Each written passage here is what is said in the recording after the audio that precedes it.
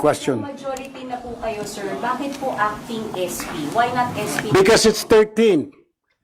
It's in the law. Kailangan mo 13. We don't have 13. So, but then we can elect the pro tempore because it doesn't say 13. Senate President. So, Senator Cayetano is still the Senate President.